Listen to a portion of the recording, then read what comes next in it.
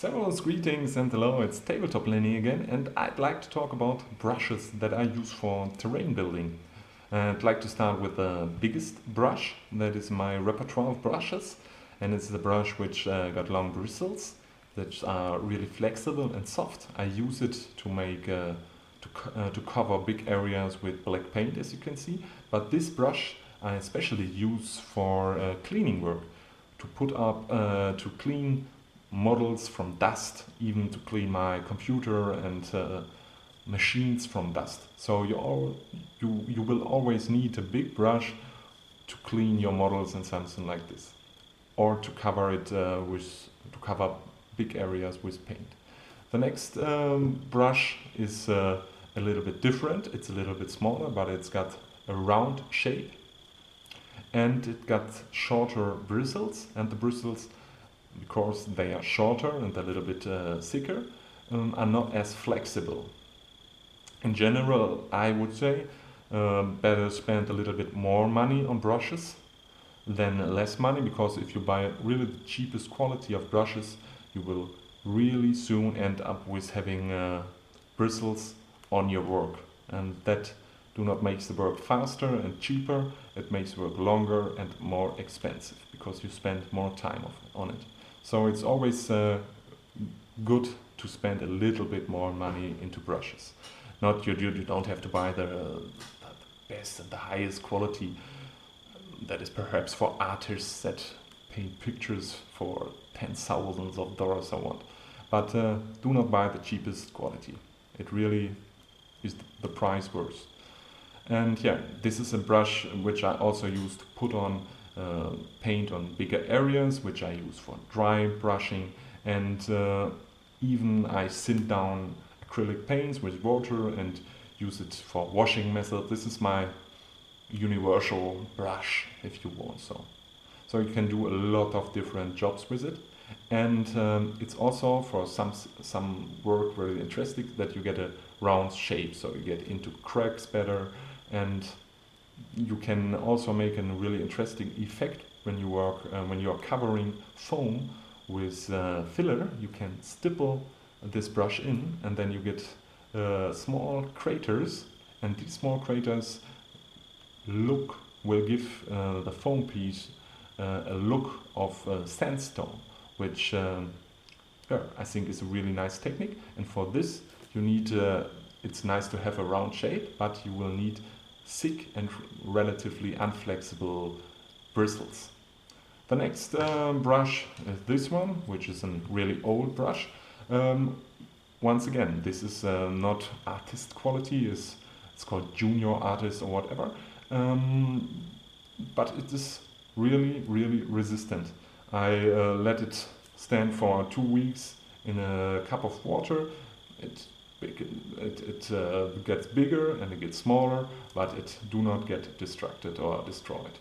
And yeah, these bristles even are fixed better than before, because there is so much acrylic paint and acrylic glue in it that you won't lose any bristle. For a really sharp highlighting, perhaps if you get a rock of foam and you want to get the edges with a white highlight, I use this brush because it got short bristles and relatively unflexible bristles, and you can put the paint just on the edge with it, and it won't smooth around. If you use this, you will cover the whole finger or the whole edge of the model. Even if you make this, it's not as exact as you use a brush, even if it look messy like that. And with this you can just go on the edges and give it a highlight. This brush is smaller, but similar in the use to this. You need different scale of brushes, because you have smaller cracks and you won't get in the smallest cracks with this brush. So you need different brushes. If you want to get more exact highlighting, you take a smaller brush. Simple as that. If you want a really exact and smooth highlighting, I go down to this brush, which is it's from the company called Da Vinci, which Junior Synthetics, which is a trainee art brush, if you want so, but it's really resistant. I do not take really care about these brushes. but I do not lose any bristles and it sticks to the stick. And yeah, it's a nice brush, and you get more and soft, flexible bristles in comparison to this brush. So if you're going for smooth blending with dry brushing, this is the brush to go. This is a brush where I am in love with, if you want so. This is my favorite brush. For the next steps, you have several dry brushing steps. These are just Citadel normal dry brush. This is my first dry brush I ever bought. This is a little bit bigger, which you should use for vehicles and terrain and things like this.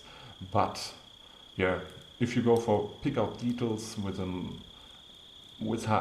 try to pick out details with the technique dry brushing, you go for smaller brushes because you do not want to paint the whole area. Perhaps you want to paint and dry brush only a small area of the model, which is really small. So you go for these brushes. The next step is you get some brushes to paint, to give smaller parts a ground color. I use those for them. I even use those to put on some washing techniques in smaller areas, and I cut this down so you get a little bit away. You can use it for softer dry brushing. But these are the more or less the brushes that I use to give small pieces their main color. The next step is to go for these two brushes. These are brushes you can see there is not a nice cone, or what you call it, when the bristles come together. These are my dirty brushes, which I use to put on glue and go over glued sand areas, which will destroy really fast any bristle of a brush. So these are my messy brushes, if you want so. And last but not least, you perhaps will need some detail brushes to put on small highlights and to paint eyes, something like this. If you go for the details, you need something like this, which is called, from Army Painter, is Hobby Highlighting. This is, in my opinion, a small but medium small highlighting brush where you can pick out all the details. And if you really need to go, perhaps when you have a computer console or something like this, for the real sharp details, you need something like this. This is called Artist 5091, whatever. It's a really nice detail brush, which you can work really nice with, because you got a little bit thicker handle. Some people like it. I think this is a great pencil, great brush. And yeah, these are my brushes. And yeah, this is the piece of clothing, the handkerchief, or what the name for it, which I use. I use this for several years now. If you need bigger paint areas, you use it for bigger paint. You use this inside, and you can use this piece of cloth for years and years, and you don't have to use throwaway paper and something like this. So using this is good for the nature and good for living with the nature, which I would always recommend. But when it comes to using two-component resins and epoxies, I go for a paper, because I do not want the epoxy components in this piece of cloth all the time, and they will evaporate and things like this. I hope this gives you some inspiration and helps you out, and gives you some information perhaps about using brushes for terrain making. And if you got inspired, it would be awesome if you forward my content. Anyway, I will wish you nice gaming, nice building, nice painting, and enjoy your life. See you soon. Bye.